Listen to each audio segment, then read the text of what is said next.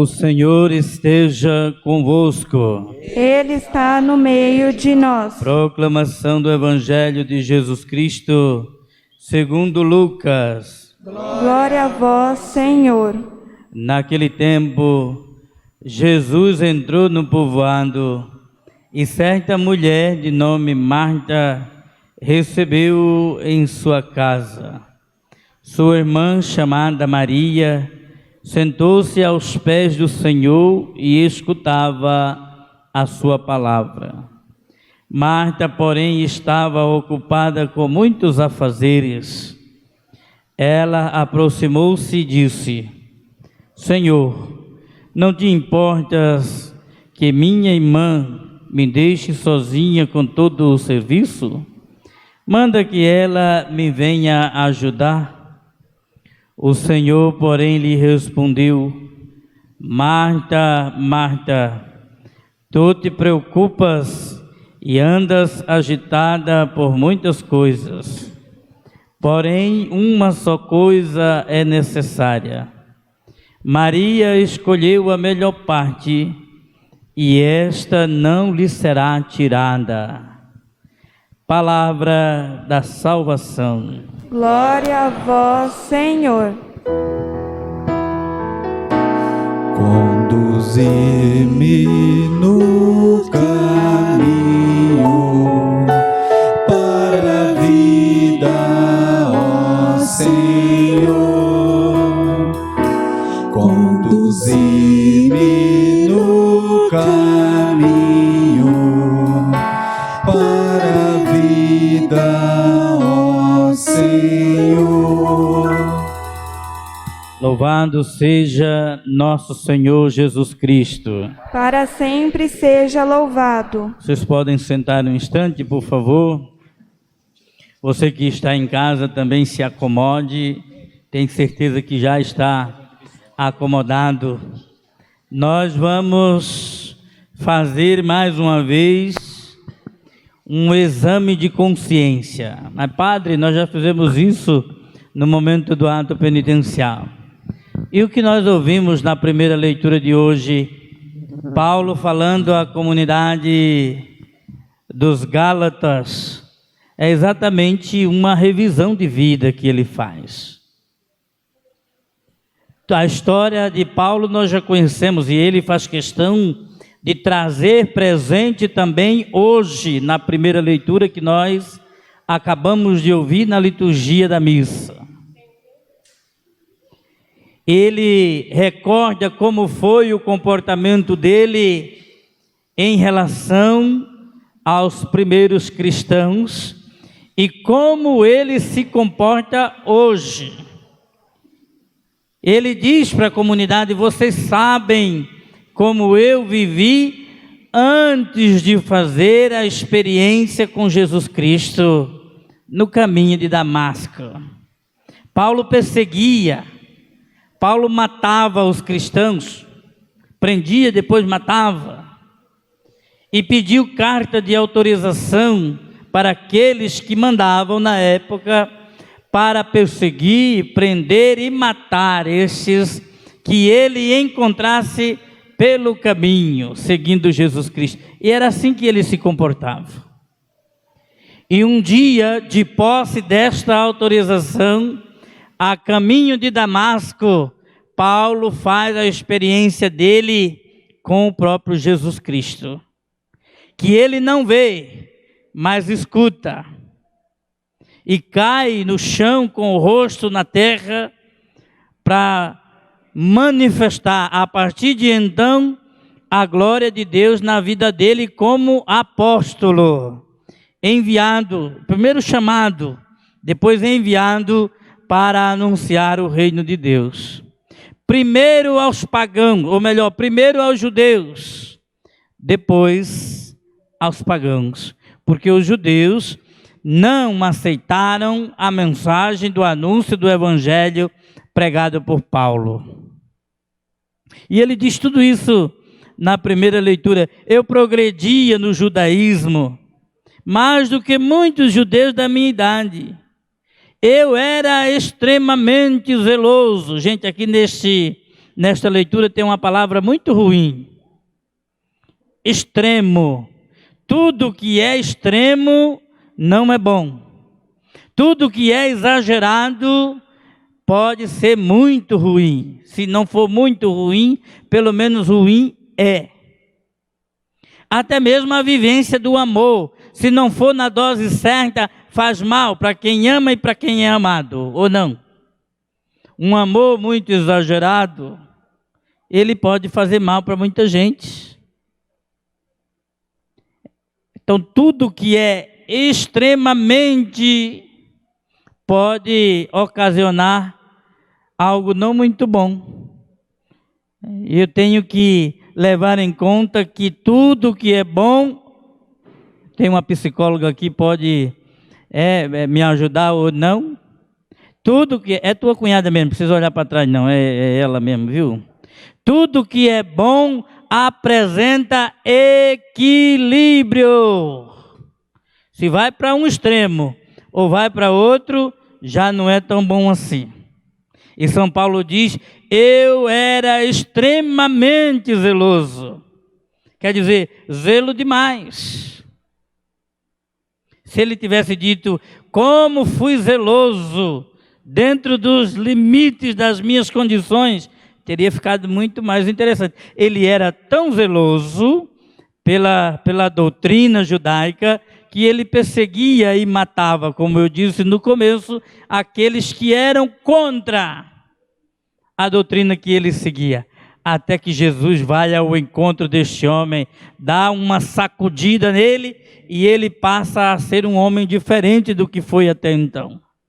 Continua zeloso pelas coisas de Deus, mas agora também no seguimento de Jesus Cristo. É bonito demais. A mudança de vida no seguimento de Jesus Cristo não foi só para Paulo ou para as primeiras comunidades, mas para nós ainda hoje.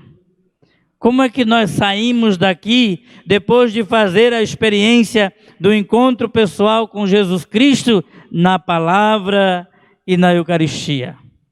Como é que nós voltamos para casa? Do mesmo jeito? Que mudança isso aqui pode fazer conosco? Antes de começar esta missa, alguém me dizia ali na entrada da igreja, será que os meios de comunicação vão agora rever o que disseram do Padre Robson? Porque vocês sabem que saiu a notícia hoje de que ele foi inocentado da lavagem de dinheiro. Viram isso? Foi inocentado daquele... mas não pense que vai sair essa notícia no Jornal Nacional. Então nós, se houver alguém aqui que fez isso, que criticou, é bom agora dizer, olha, eu reconheço que estava errado, porque nós temos mania de criticar antes da prova final, né? Então a palavra de Deus transforma a gente, mexe com a gente, ou ela mantém a gente do mesmo jeitinho que a gente estava? Nem para um extremo, nem para outro. Extremamente zeloso faz mal, mas também sem zelo nenhum é muito ruim. Então Paulo traz esta meditação para a gente na primeira leitura da missa de hoje. E Jesus completa isso aqui com o evangelho que nós acabamos de ouvir. Eu fico imaginando vocês, donas de casa, quando leio esse evangelho. O quanto de preocupação vocês têm, não? Durante o dia, corre para um lado, vai para outro, além de trabalhar fora, cuidar do marido, dos filhos. Parece que com as duas aqui não era diferente.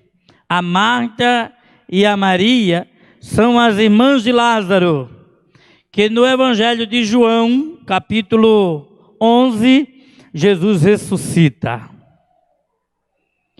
Lá no Evangelho de São João, no capítulo 11, quando Jesus chega na entrada da cidade de Betânia, a Marta, agitada do Evangelho de hoje, corre ao encontro de Jesus. Ela vai primeiro a Jesus.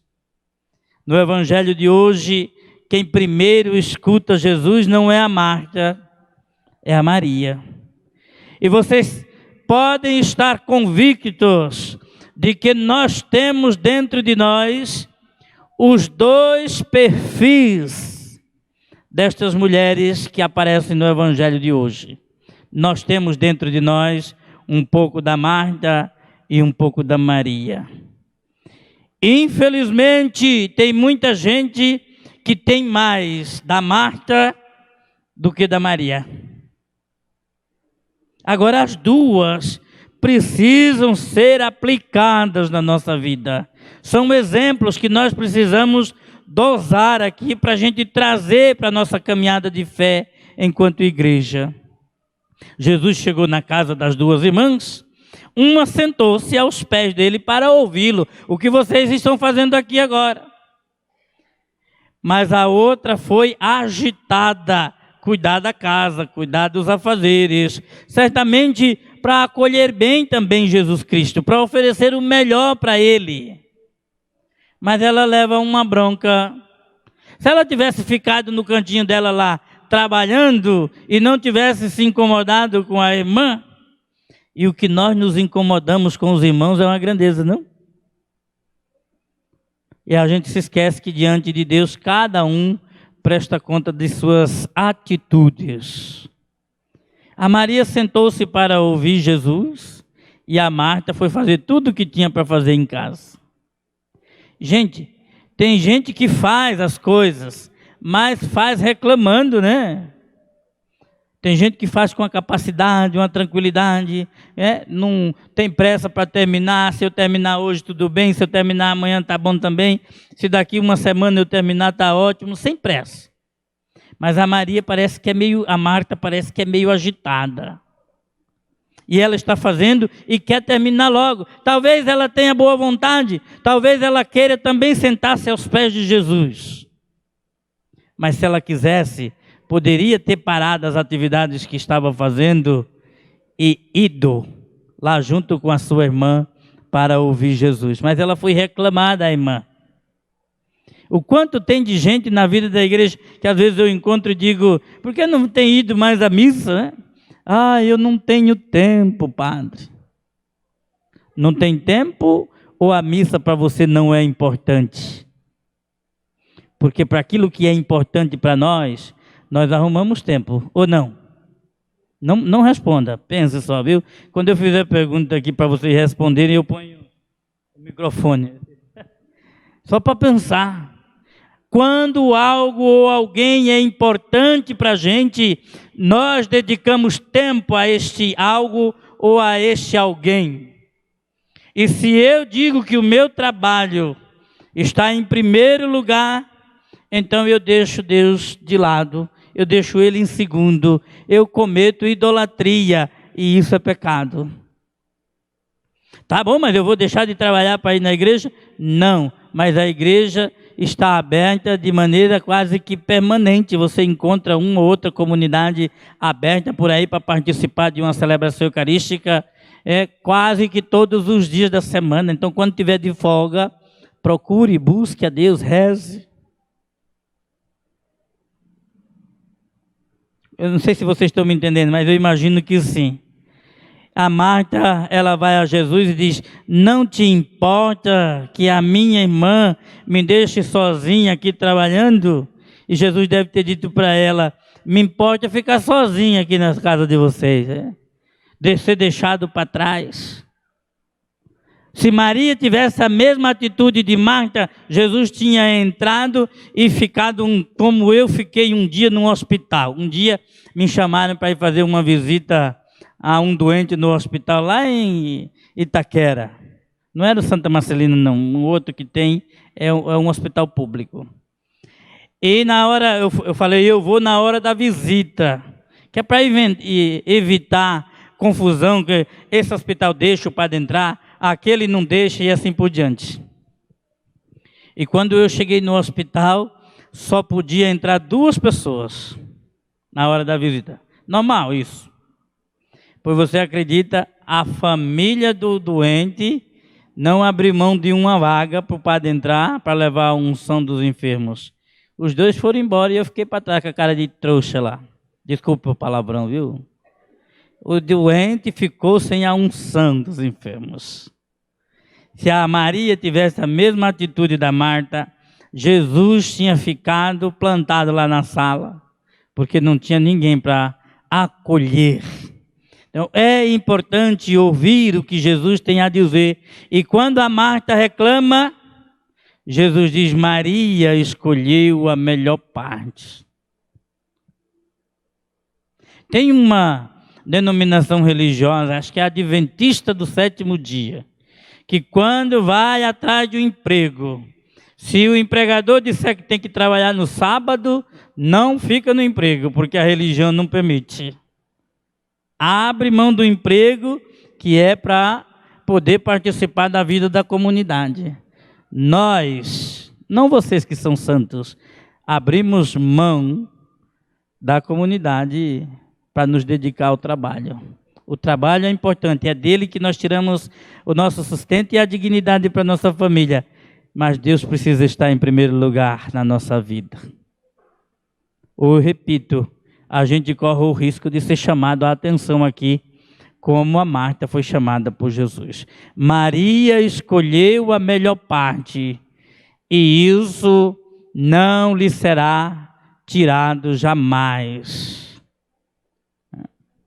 Quando você tiver uma folguinha, sirva Jesus Cristo na igreja, presente nos irmãos, na vida da comunidade, na sua família, reze junto, porque muitas vezes a gente reza alguma coisa antes de dormir, quando levanta, já é muito importante isso, mas a gente nunca ou quase nunca reúne a família para o nosso momento de oração. As duas mulheres do evangelho de hoje são discípulas, seguem Jesus ou querem seguir, mas uma é agitada, a outra um pouco mais calma. Uma é um modelo mais adequado para a gente imitar, mas a outra não pode ser dispensada, pois trabalho e oração na nossa vida precisa caminhar juntos. Em nome do Pai, do Filho e do Espírito Santo.